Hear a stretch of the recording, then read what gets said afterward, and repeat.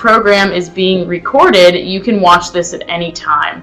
And to every single registrant, after this program is over, sometime this afternoon, I will send you all the link to this recording so you can watch it with even multiple classes as well. So how we'll do this, everybody, today is we're actually going to switch into another room area. And so you're going to see your screen change. And I'm going to put Ella and I on live here. All right, and you'll see us here in 1 second. See, there, wave it. Hey, everybody. So I would love for you to ask Ella questions through the program. And you'll see below the PowerPoint slide, there's a little area that says Q&A. That's where you will be typing in questions for Ella. I will be looking at that Q&A area throughout the whole program and taking some of your questions to ask our wonderful guest here today. And that's how we'll do it today. And I also, students, I have some poll questions that I have ready for you all. So I'm going to be quizzing you all out there as well because, you know, I want you all to be as involved and interact with us as much as possible. So with all that, I wanted to give a brief introduction about you, Ella, first. So I'm actually going to read the introduction from this book right here, The Cat with the Yellow Star. And it says this. Ella Stein was 11 years old in February of 1942 when she was sent to Terezin concentration camp with other Czech Jews. By the time she was liberated in 1945, she was 15. Somehow, during those horrendous 3.5 years of sickness, terror, and separation from loved ones and loss, Ella managed to grow up. Although conditions were wretched, Ella forged lifelong friendships with other girls from room 28 of her barracks. Adults working with children tried their best to keep up the youngest prisoner's spirits. A children's opera called Brundibar was even performed, and Ella was chosen to play the pivotal role of the cat. Yet amidst all of this, the feared transports to death camps and death itself were a part of daily life. Ella was liberated in Terezin in May of 1945. She emigrated to Israel in 1949 and then later moved here to the United States.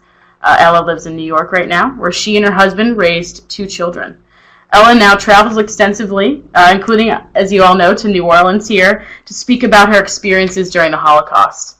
Ella, welcome. Thank you so much for being here today. I'm so honored to have you here with us in New Orleans for these next few days. I have to tell you that I'm also very honored to be here and to be alive. Because most of the friends that I had and I now became maybe a speaker for the 1.5 Jewish children that they were murdered. So we like to keep the memory of them because they were wonderful, wonderful children and they were murdered only because they were Jewish. I have something with me that probably... Well, we could start off with this, and it's something that you students may be familiar with, and let me hold it up here to the screen really quick. There we go. And if you want to, hold on to it now that we've kind of shown them the detail of it, yeah. You see, this Jewish star that says Jude, it means in German Jew. And other countries like Holland, they had the same star, but it said Jad. Or in France, they had Jeff, but it meant the same.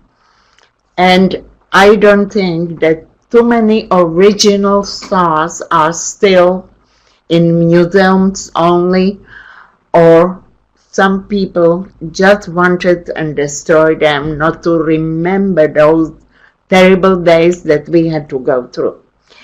So this is the star, and for me... That's your star, right? That's mine.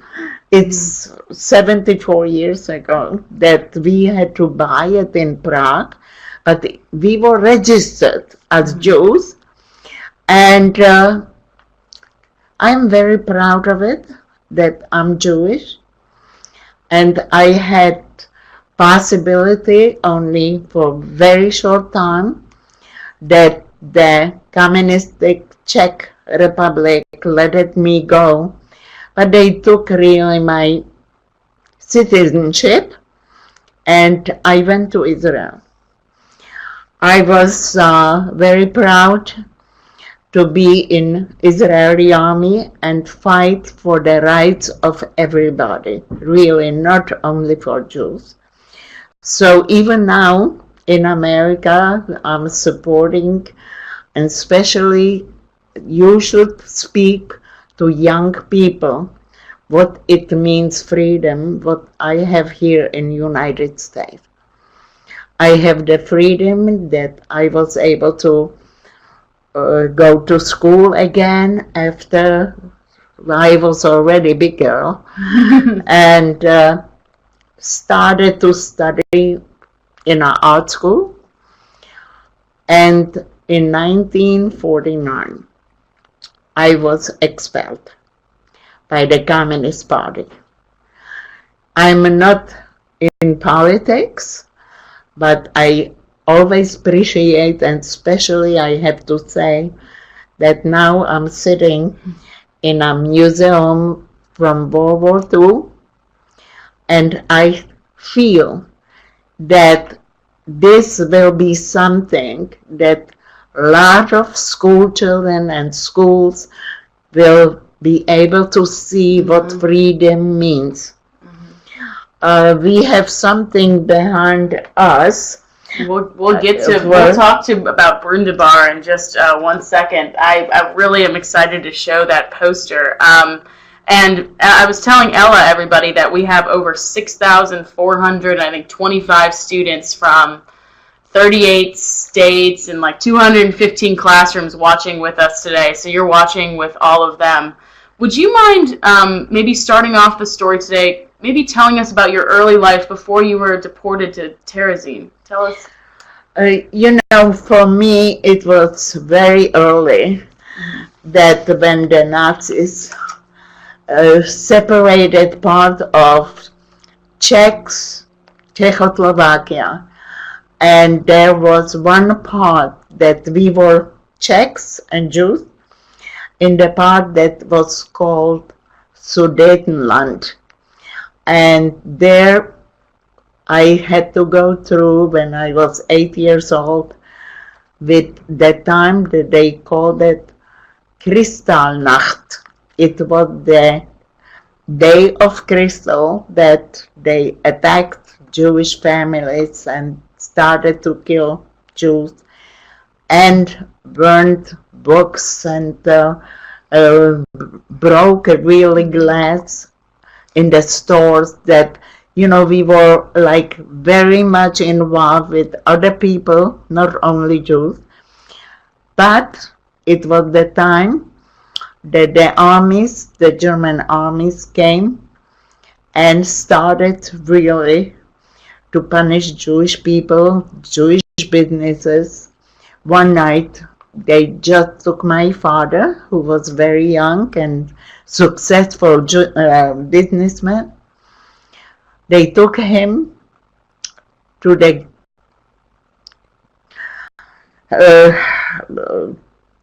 Gestapo. Now I'm a little bit excited, so the words are not coming so fast. But they took him to Gestapo, and we didn't see him again. And it's because he spoke out, right? He spoke out against Hitler, right? So for me, it started very early, and I have to say that now I made up my mind that I can't let again happen something that happened that time, that my family really couldn't survive all that. And I'm traveling now the whole world with my daughter. How many different places you go? I really can count it because it's really a lot. But the last time, I have to say it now, because I have a proof of it. I was invited by the Russian government, and I was invited to St. Petersburg, what was Leningrad before, on the day that the war really was ending in Russia. It was far away, but I have a little things that I can prove it, because we will talk about something that is very close to me and to that Jewish star, because when I was chosen to be in children's opera called Brundibar, is now starting today, performed in the Museum of the National World War II Museum, So we actually, and I'll tell you all about it at the end, for any local teachers, we will have 3 performances of Brundibar here this weekend. So if you're within driving distance of New Orleans, I know a lot of you are not, and my apologies, but you can actually even, we'll show you some pictures of the opera actually in Terezin. Now, tell us about Theresienstadt or Terezin. Tell us about when you arrived there. What there are a lot of students. Let me actually pull up. We had one question from, see here, I think it was White Oak Elementary, that they wanted to know, what were the conditions like in this camp, or what did you experience? Were you separated from your mom? Tell us a little bit about that. Theresienstadt is in German. Terezin is in Czech language, and this concentration camp started even before all those camps on the other side of Germany and so on. It is a fortress that from, a picture of it, it's almost like a Jewish star, and it has 6 entrances.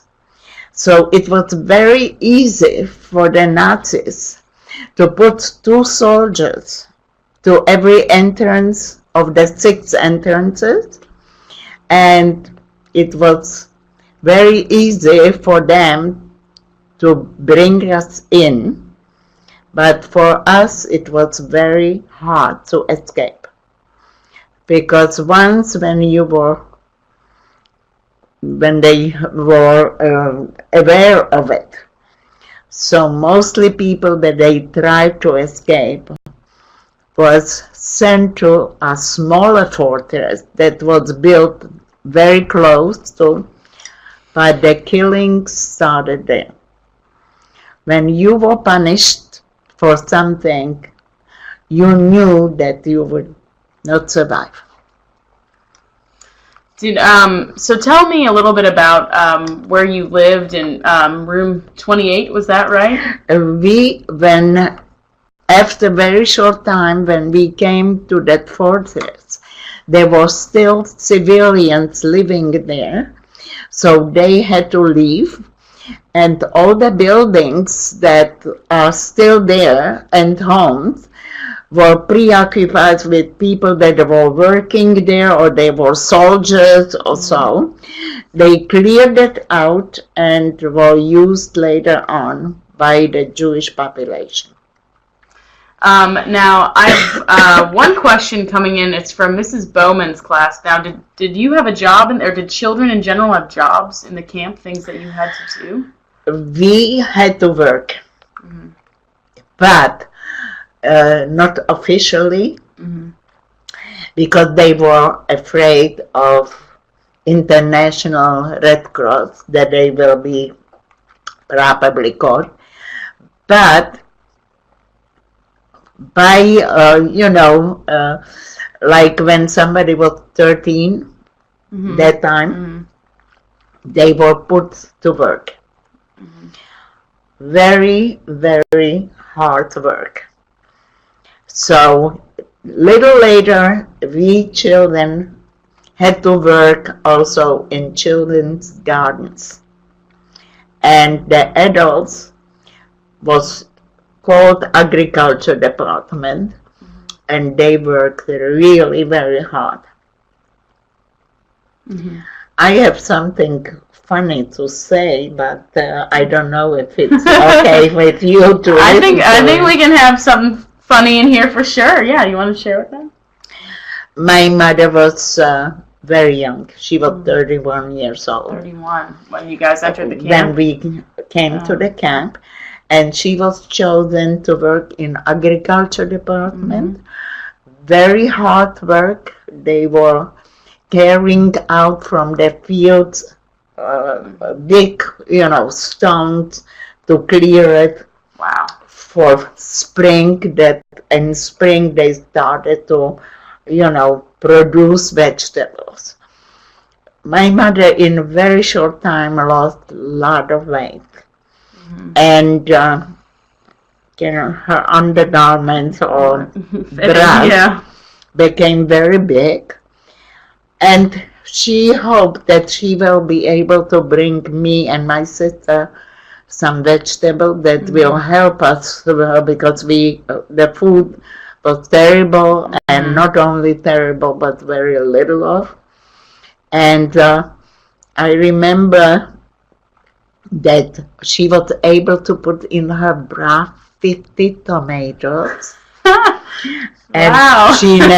she never squished any, so that she was able to exchange it with other people, that they were getting packages, like people from Denmark, so that we got a little thing that was something that other children didn't get. So maybe that's, many times I'm thinking that my body got a little more food than other people. Your mom was good at hiding those fruits and veggies, right? And very shortly after, when they started to open children's home, we were separated from the German children also. So they built a house for Czech children, and I was very lucky that my caretaker in that room was a music teacher, and right from the beginning the Nazis allowed us to sing, to play, and when we had a pencil or something, we were allowed with our wonderful, wonderful teacher from Bauhaus student, Friedel Brandeis. And actually you saw some of the artwork from children as you were, if you logged into the room a little bit early today, you saw, and you were pointing out, you knew the artwork from different people, and it talked about Friedel as well and her role in, and saving a lot of artwork, right, too? She used to put the artwork from children into suitcase, and she believed that one day it will be clear to the public that all those children didn't survive, but their drawings in the suitcase were found after the war and brought to a museum in Prague, where they are, some of them on display, and some of them, when some family returned, are asking to look at them. So they allowed. But I have to say, if you are lucky and you should really pay attention to your teachers, especially if your school existed already, Holocaust studies, and many things about some of special teachers like Friedel Brandeis, Elsa Weber. There were some teachers that they paid to us children such attention that it helped us to survive. Yeah, we have a lot of, I'm not going to single out one class because I'm getting this question quite a bit. Students want to know, how did you survive day to day, in the camp? Like, how did you emotionally deal with everything that was going on, I have to admit that I saved that I'm today alive different way, and not too many children or people had the opportunity that it would happen to them. I lost my father when I was very young, but brother of my mother was a very famous person in Czech government before even. And the same thing happened that in the camp of Theresienstadt, he had little opportunities, but he used them to work underground against the Nazis. But it came a day that the last transport to Auschwitz, before Auschwitz even felt that it was destroyed, not to leave anything to the world, that what factory of death was Auschwitz-Birkenau. And so he was punished, and he was put into that transport to go to Auschwitz for the last time that they didn't admit it, that all the people from that last day, what was the 28th of October, 1944, will not live. So they put them in a separate part of a barrack, and I already wasn't in a children's home because most of the children We're gone. was already gone. And so I wanted to go with my uncle. What will ever happen to him, I wanted to support him and to be with him. So I slept over and wanted, when they started to prepare the people to go to the train, I smuggled myself to my uncle.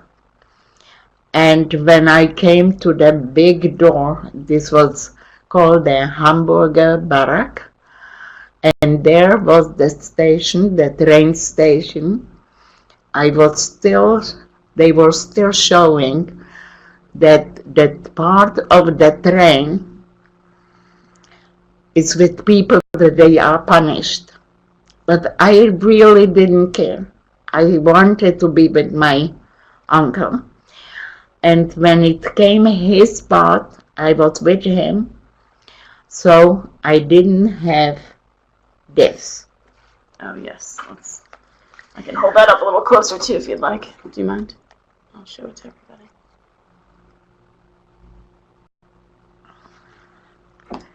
I didn't have the number.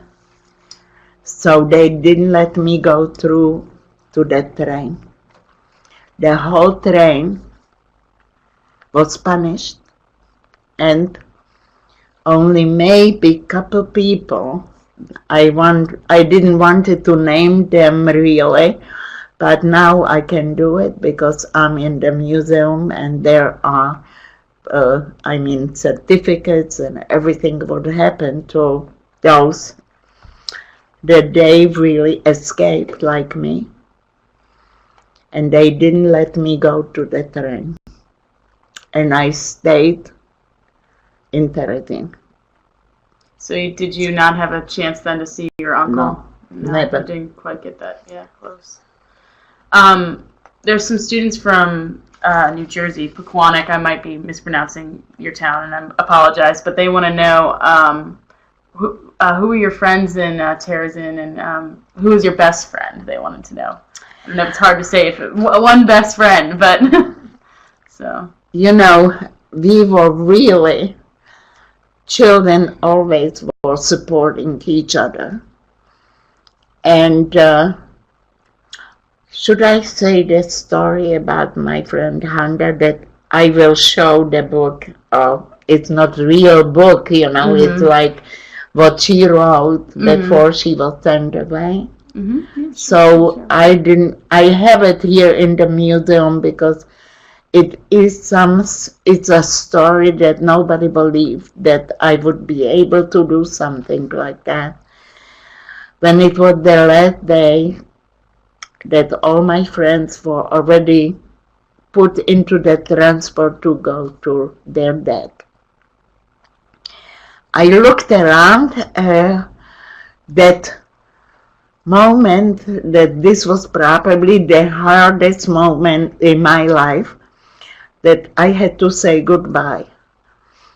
And there is also a document. I was asked by 60 Minutes program to describe my last goodbye. And this is very well now shown on television and so on. But I couldn't believe that I will not see again in my life my best friends. That maybe one of them would survive and tell me all that day that we had to say goodbye to each other. And I was the last one to leave that room. And I found on a bunk bed one of my best friends. It's not a diary, but she called it in a different language. It's also in Czech language. Everything. Because she didn't have opportunity to write a real diary, so everything what she wanted to put down, because she did write beautiful poems, everything was in this book. And I never looked into that book because there were secrets about also their last notes from her father that didn't survive. So I took this book. I never opened that, really. But my belief was that she must survive, that I be able to give her back something that was so deeply, you know, her everything, right? Everything. Yeah. And I was hoping also that there will be no more transport. It was not mistake, but the Red Cross from Switzerland worked with the Nazis. And after 8 months, there were some people coming back to the camp. It was called the Death Marches of, now they call it a March of Living, but that time those were really people that survived. And the Death Marches came back. All of a sudden I see my friend Handa. And for me it was a miracle that I be able to give her back her everything. Všechno, what she called it. So next day I went to look if I can find them. They were very, very sick with typhus. And they were shaven, and only a very small group of children from the 15,000, about 100 of us, we were able to still to be a little bit, you know, like showing life of us in the camp. And between the Death March, I found my friend Handa, and the next day I brought her všechno, her everything with me, and I only told her, Handa, I really have something for you. She was looking at me like, something, what can be something, you know, because we were calling a lot of things something. And I took out her všechno, her little book. She almost collapsed, that she never believed that I would be the one to save her everything. And she lives still in Israel, and she speaks about my saving her everything. And I have to say that this didn't happen to too many people, but I'm one of the, my think is a little different probably than other people, and I thought that this will also save her life when she will find out again the letter from her father that didn't survive, and our friend that wrote in this little book. Let's talk about another. There's a lot of students asking about your liberation, but before we get to that, I do really want to talk about Brundibar and something that maybe brought you all these temporary joy in performing this. And so could you tell them a little bit of backstory about how the play started in the camp, and then, of course, your role? You know, somehow the Nazis were not against of people like, I would say, even Friedrich Brandeis, that she was teaching us, and she was from Bauhaus, and she was one of remarkable people that what she did for us children and saved us and our little art. They were very much a lot of musicians in Terezin, and I have to say that I met almost everybody because I wasn't working, and in between I was already singing before I came to Terezin in a synagogue, and so my voice was already a little bit, you know, that I was able to do the notes what we were asking for. And my room teacher or caretaker, she was a teacher of music, and her best friend was Gideon Klein, the youngest composer. And I only can mention that he was writing for us music, and the words were in Hebrew.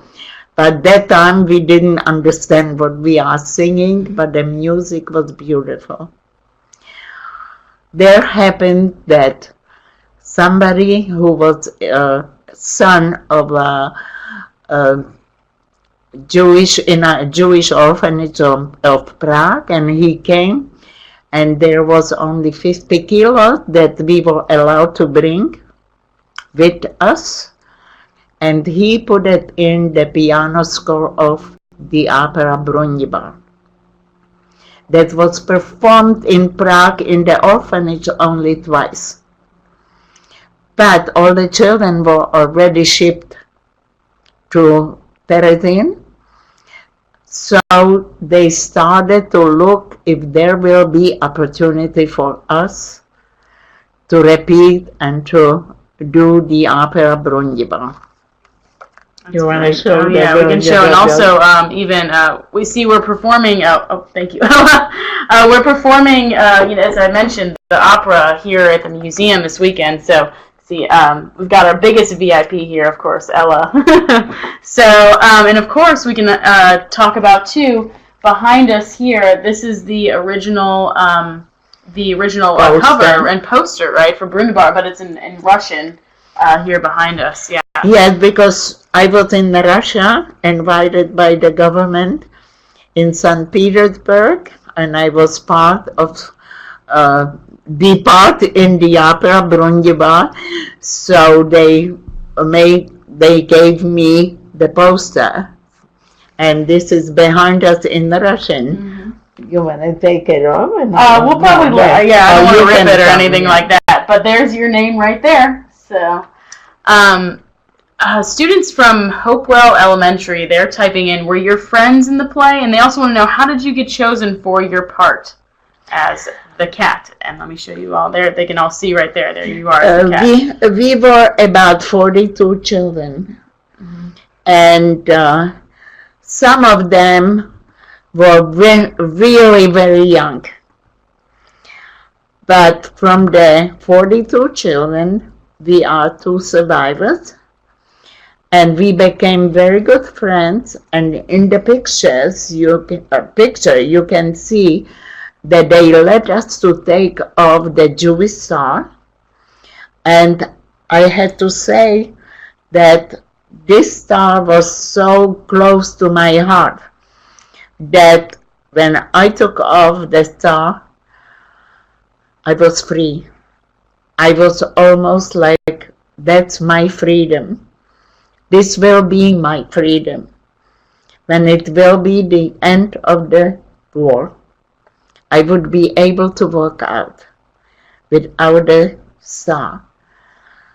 It wasn't like that exactly, because most of my friends and dear friends, they didn't survive. They were sent to Auschwitz and they died, even that they were singing beautifully. Now when the piano score was smuggled into Terezin, very, very fast they wanted the children to be preoccupied and sing the opera. What we did, and we became very close friends. And like you heard, most of Terezin children perished. They were murdered. And I took on myself, why is it that I am alive? I still have my Jewish star. Maybe somebody was looking over me to that I am here. They saved my life. I'm now 85 years old. I got that question, so I'm glad you answered it. Some students were wondering how old you were, and I didn't know if you wanted to reveal your age. You know, the years passed very fast. But I made up my mind that I will never, ever forget those children that didn't have the same opportunity. To be 85, it's a, age that normally I never thought that I will reach that age, but I made up my mind to fight for children, that there is possibilities when we will have teachers and like museum that I'm now sitting in, that they will help us produce those beautiful songs from the opera that is now performed in the whole world. So I'm not going to rule the world alone. I have my daughter with me, but we were in Russia, invited by the government, and Brundibar was very popular. So we'll have a great performance, in the next few days too. That's what will probably be the same thing, because now Brundibar is well known. Right? Yeah. And in America, everywhere where there is a little possibility for me and my daughter in that we can be there, I sing the victory song. Mm-hmm.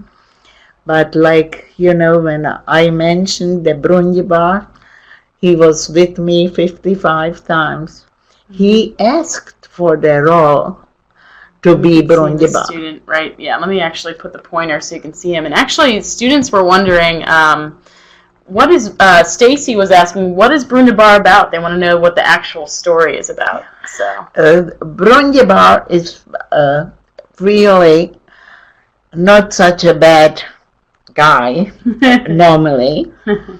It's Bumblebee and Hansa Treichlinger was, I think, 2 years older than me, but standing next to me in every performance. We were very good friends.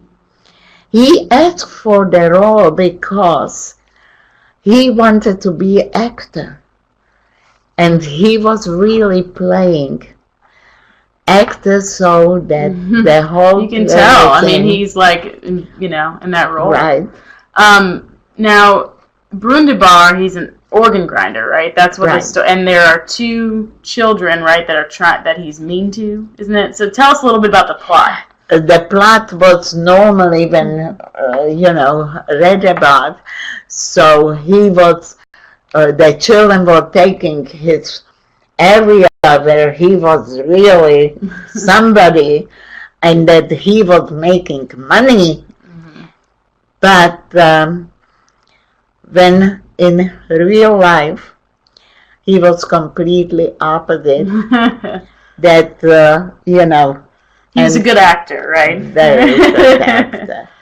And as the cat, so your role, let's go back to that picture. So you're the cat, and so the cat and the dog are helping the children? Isn't that what? No, we were three animals.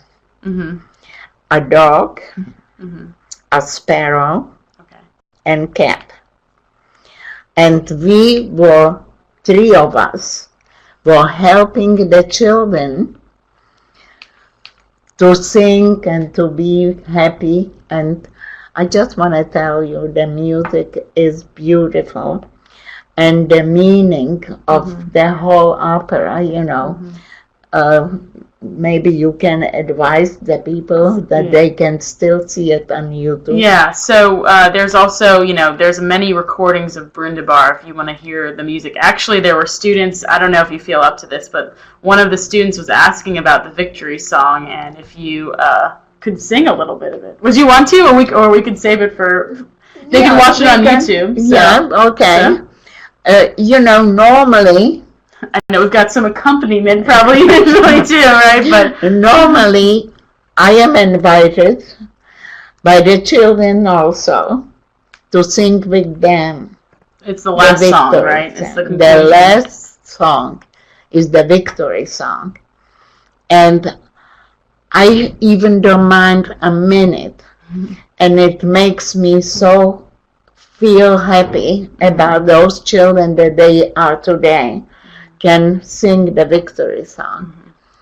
And what makes me so happy that thousands of children are singing the song and listening and trying to sing it. And somehow there were more people in Terezin that they were involved to be part of it.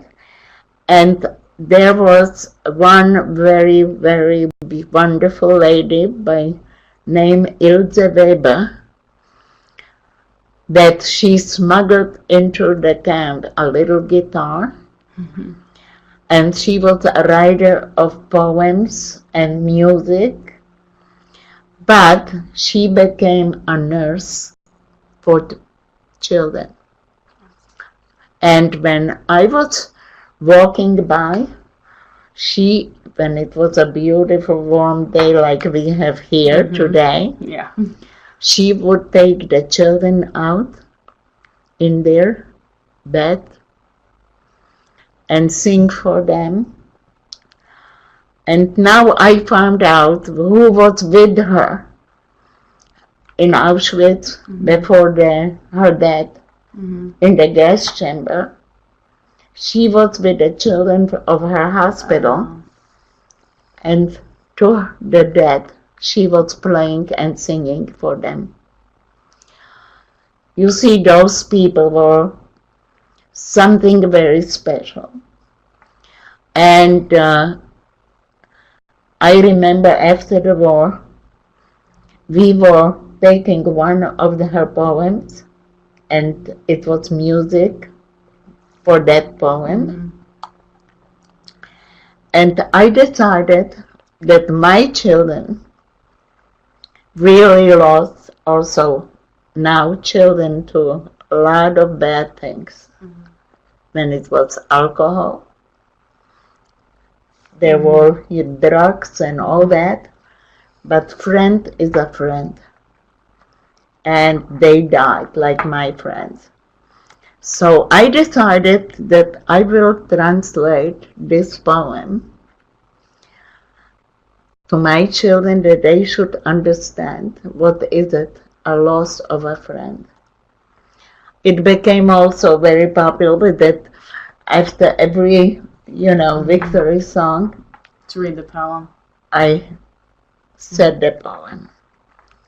And I will say it even now. Do you? It's all committed to memory. Would you mind? I don't mind. All right. And it's called You and I. And you and I, and we are friends. And you and I, and we love each other. In Terezin we met. Friends in need, hand in hand. And you and I, friends we still be. And you and I shall never forget. So I'm asking you, who are listening to us, if you had such a good friends, and I have new friends, and I still can say, I never forget my old friends. Please remember them. They are somewhere with us. They are. Yeah, and looking at all the people you were in Brundibar with, and they can see it here. Now, and you were talking about your friends coming back in on these, death marches and leaving on these transports to Auschwitz. But there are also some students out there wondering, there was Miss Guthrie's class, Mr. Parker's class, and others. How were you liberated? How did that happen? And what day was it? We were liberated in Terezin, May 8th, 1945. So VE Day, which is what we, Victory in Europe Day. That is right. What we consider the end of the war, in Europe. And by Russian army. Mm-hmm. We didn't display, but I brought from Russia the poster of celebration the Red Army coming to Prague and Terezin. Wow. This is like life for me till today. I will never forget that, they came in different type of people, but they also want to help us to come over it one day that we had such a hard time. Also in Russia, they had such a very hard time. I want to actually turn it to the students. So we have this ability to ask them poll questions, and I'm actually going to ask them, you were saying an important thing, to remember your friends, and also the kind of reenacting of Brundibar. So I'm going to pull down a poll question for students, and they're going to respond, and you'll see it. My poll question for everybody out there, I'm asking them, how can we remember those who were lost in the Holocaust? And just after you sharing your beautiful poem, I thought we would let students respond. So we're going to open it up and let them respond, and then we'll broadcast the results. Because, the reason that, I talk here at the museum and share with students about the Holocaust, and the reason that you travel so much from place to place to place is to share the story of your friends who you lost, right? And of Brundibar, too. I wish that the whole world should understand and help children to get out of those bad things that we hear today. Also the deaths of, friends with guns and all that. I'm very sad about it. So, many people, in between them is my sister, that she's 4 years older. She was never involved with so many things like I did. But she's telling me, isn't that enough what you are telling children that what they should do also? I said, this is never enough. That they should And I appreciate that your museum is a good example to the whole world. What you want to save, not in the mad times that it was war, but you are remind people, generals, Patton, all the generals that tried so hard to keep freedom in the world. So tell us, I'm showing this is actually, I'm not sure which I think, was this in Los Angeles, the performance we see here on screen, but tell us about what it really means to you today to see Brundibar be played all across the world. I mean, how do you feel when you see it on stage? I am very proud and honored that people are even asking me to come and to participate and stay on the stage with the children to sing the victory song on my part, because my part, this orange type,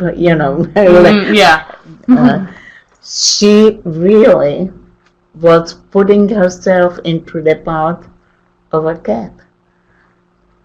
And she really wanted to come on stage, and the harmony what we sang, the 3 animals, that we will help the children and all that, they took that to their heart. And I think that they building again, something that nobody would believe that it will happen. I'm going to show you, this is another really lovely, I love that picture of you and that performance too. This is the butterfly, yes. Okay, so let's actually, so we have all these students responding about how we should remember the Holocaust, continue reading about it, learning from our mistakes, listening to stories of survivors like you. One other really great way, and I know we're getting towards the end of the year, but it's something called the Butterfly Project. And actually, students here tomorrow with you will be making these butterflies. And so you can actually order a kit for your classroom, and we've paid for the subscription fee, so you just have to pay for the actual kit itself. And so each one of your students and all you guys out there can paint a butterfly. And then after, when it's fired, it looks in the kiln, and you add glaze on it, looks like this. So tell us the significance. What does the butterfly mean? Freedom. I never saw another butterfly. Let's show them that too. So, and you can see that's what this book is called. I never saw another butterfly. And it's Father Friedman, nobody from these boys survived. There was one girl, Alena Zinkova. I don't know, I didn't go through because in every, new production of it, it's little changes, but she just passed 2 years ago. She was the only girl that she put at her paintings. But I just before... Here's the poem, so that it's based on, and it's painting 1 million butterflies, right, for every child that was lost in the Holocaust. I was asked many times that I should read a poem, that I have sometimes, much closer connection to the person that say it. So, and also because my boyfriend was one of the most talented children. Someone was asking us, some of the students were asking if you dated anybody in the camp, so yes. So you can tell them about you. It's a whole story now. And we're close on the end of time, but his poems are actually featured also in this book, in addition to the one about the butterfly. So the very last, so richly, brightly dazzling yellow. Perhaps if the sun's tears would sink against a white stone. Such a yellow is carried highly away, up high. It went away, I am sure, because it wished to kiss the world goodbye. For 7 weeks, I lived in here, pent up inside the ghetto. But I have found what I loved most here. The dandelions called to me, and the white chestnut branches in the court. Only I never saw another butterfly. That butterfly was the last one. Butterflies don't live in here in the ghetto. And I think with that, we're right here at 1 o'clock. I think actually that's the perfect way to end this program. I want to thank everybody for being with us today. And I'm going to kind of transition into one more area. So Ella and you won't see us anymore. So wave bye to everybody. And yes, thank you. And any final words for any of the students out here? You know, everything what you want to be in your life. Listen to your heart and follow your heart. Don't let nobody discourage you. It will pay back one day. Be good to each other, and especially I always say to mothers, there is only one mother, that I made something for Mother's Day for her, and the only original thing that she was able to keep. And she used to tell her dad, Elinka, this was the best ever present for Mother's Day. Please keep it, don't give it to a museum. And that's what I hang on to it. I have it with me, but I will not give it. I understand that. Yeah, that's a very beautiful memory. And as I said, with that, I'm going to kind of turn us over to one last little area I want to share with students. Well, first, I have one more poll question for students out there, and you'll see that up here. And so we talked about how can we remember the Holocaust, but I want to hear from you all why. Why should we remember the Holocaust? And please fill in your answers there, and we'll broadcast the results. Teachers, you can actually, I'm going to pause it here. You can purchase both books that we mentioned today from the museum store, both Ella's book and I Never Saw Another Butterfly. You also get a discount from us if you use that code webinar, 20% off, which you can see right there. The links, in addition to being on this rolling slideshow, you'll see on the left-hand side where it says web links. The Butterfly Project, as we mentioned, here are more details about the project itself.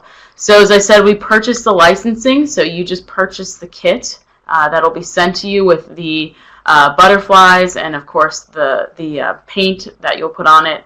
And it's a really beautiful way to commemorate what we've been talking about today. And then, as I mentioned earlier, if there's anybody here in the New Orleans area, here's the performance schedule for Brundibar. And we hope you can join us, and it's meant for people of all ages, and of course children and students are most welcome to attend our sessions today, or this weekend, excuse me. And I guess finally I'll say that we've had a wonderful schedule of student webinars this year, and this is our last one for the school year. And so I just want to say thank you all so much for participating in these programs. If you've watched multiple programs, we love connecting with students all across the country and even all across the world. And we'll have